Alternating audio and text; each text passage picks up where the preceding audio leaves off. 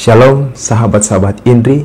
Pada hari ini Jumat 8 Januari 2021, kita akan merenungkan sabda Tuhan dari Injil Lukas pasal 5 ayat 12 sampai dengan 16.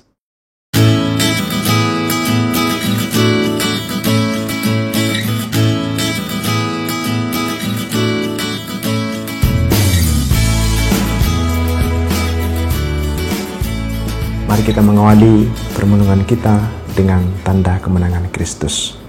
Dalam nama Bapa dan Putra dan Roh Kudus. Amin. Sekali peristiwa Yesus berada di sebuah kota. Ada di situ seorang yang penuh kusta. Ketika melihat Yesus, tersungkurlah si kusta dan memohon, "Tuan, jika Tuan mau, Tuan dapat mentahirkan aku." Maka Yesus mengulurkan tangannya, menjamah orang itu dan berkata, "Aku mau, jadilah engkau tahir." Seketika itu juga lenyaplah penyakit kustanya. Yesus melarang orang itu memberitahukan hal ini kepada siapapun juga, dan ia berkata, "Pergilah, perlihatkanlah dirimu kepada imam, dan persembahkanlah untuk pentahiranmu persembahan seperti yang diperintahkan Musa, sebagai bukti bagi mereka." Tetapi kabar tentang Yesus semakin jauh tersiar, dan datanglah orang banyak berbondong-bondong kepadanya untuk mendengarkan dia dan untuk disembuhkan dari penyakit mereka. Akan tetapi Yesus mengundurkan diri ke tempat-tempat yang sunyi dan berdoa. Demikianlah Injil Tuhan. Terpujilah Kristus. Saudara-saudari yang terkasih, beberapa tahun yang lalu ketika saya sedang menjalani tahun orientasi pastoral di suatu paroki, seorang suster mengajak saya untuk mengunjungi pemukiman komunitas orang-orang yang menderita kusta. Didorong oleh rasa penasaran seperti apa orang-orang yang menderita kusta yang seringkali digambarkan dalam kitab suci, lalu saya dengan semangat mengikuti suster ke pemukiman tersebut. Ketika berjumpa secara langsung dengan orang yang menderita sakit kusta, reaksi spontan saya adalah terkejut dan sedikit memahami keadaan mereka dan keadaan yang digambarkan dalam kitab suci. Pada awalnya saya menghindar, menarik diri agak jauh-jauh ke belakang. Tetapi melihat suster yang mendekati mereka, menyentuh mereka, lalu membersihkan luka-lukanya yang sudah mulai kering, akhirnya saya memberanikan diri untuk mendekat. Dan suster berbisik kepada saya, "Frater, nggak apa-apa kok, ini sudah tidak menular."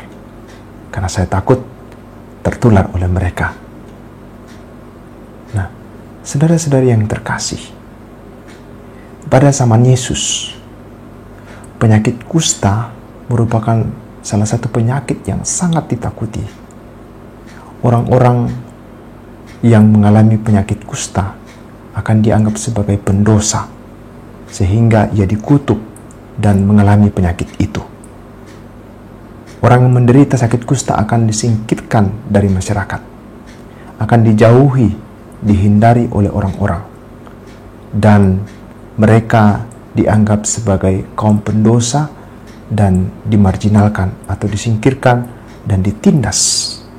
Mereka adalah kelas 2. Tetapi bagi Yesus, saudara-saudari yang terkasih, mereka adalah sahabat-sahabat yang tak perlu dihindari. Mereka perlu didekati, disapa, dan disembuhkan. Itulah yang dilakukan oleh Yesus pada saat itu. Sikap Yesus yang ramah dan baik kepada siapa saja, entah itu yang sehat maupun sakit, yang menganggap dirinya suci maupun yang menganggap dirinya pendosa, membuat orang-orang dekat kepada Yesus.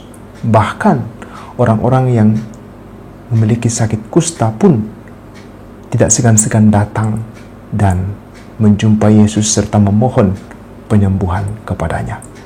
Beberapa kali diceritakan dalam kitab suci, orang kusta menjumpai Yesus dan memohon penyembuhan kepadanya. Dan demikian pula yang kita dengarkan pada hari ini.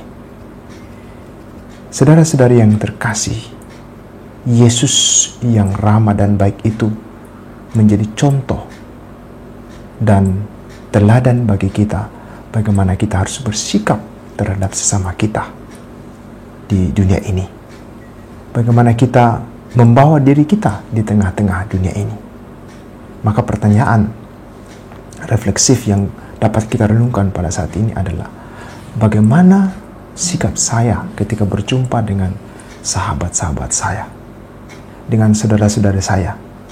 Apakah saya mampu bersikap seperti Yesus? Bersahabat dengan siapa saja tanpa membeda-bedakan, entah itu kaya atau miskin, sehat atau sakit, orang kota atau orang desa, orang yang seagama maupun yang berbeda agama, sesuku atau berbeda suku, yang sepandangan atau memiliki pandangan yang berbeda, dan lain sebagainya.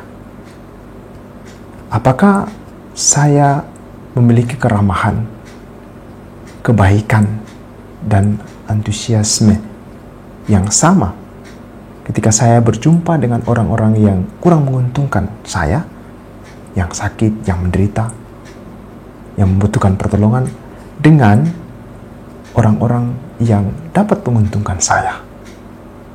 Ini pertanyaan yang patut kita renungkan. Apakah saya telah bersikap seperti Kristus, sebagaimana yang saya yakini, yang saya imani dalam hidupku?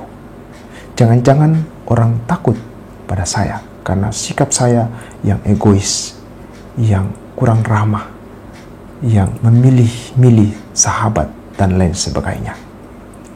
Saudara-saudari yang terkasih, bagi saya, sikap keramahan dan tindakan kecil dan sederhana yang dilakukan oleh suster saat mengajak saya menjumpai pemukiman orang yang kusta itu memberikan keyakinan kepada saya bahwa karena iman akan Kristus dan karena teladan Kristuslah yang memampukan suster itu melakukan hal itu. Meskipun itu dianggap sangat kecil dan sederhana, tetapi bagi saya sangat menyentuh dan bermakna, khususnya untuk perjalanan hidup saya selanjutnya. Maka saudara-saudari yang terkasih, mari kita melihat diri kita. Mampukah kita menjadi Kristus-Kristus dalam tanda petik, ya, Kristus-Kristus yang lain yang hadir di tengah dunia ini bagi sahabat-sahabat kita? Mampukah kita bersikap ramah dan merangkul semua orang, membawa kebaikan kepada siapa saja di dunia ini? Saya yakin saudara-saudari yang terkasih, kalau Kristus sungguh-sungguh mendiami hati kita, maka kita mampu bersikap seperti itu, meneladani Kristus dalam seluruh perjalanan hidup kita di dunia ini. Semoga Kristus yang kita yakini senantiasa mendampingi kita, dan kita juga selalu terbuka pada kehendaknya, sehingga kita juga dapat berpikir dan bersikap seperti Kristus. Semoga demikian. Amin. Semoga saudara-saudari sekalian dan rencana saudara-saudari senantiasa dibimbing, dilindungi, dan diberkati oleh Allah yang Maha Kuasa, Bapa dan Putra dan Roh Kudus. Amin.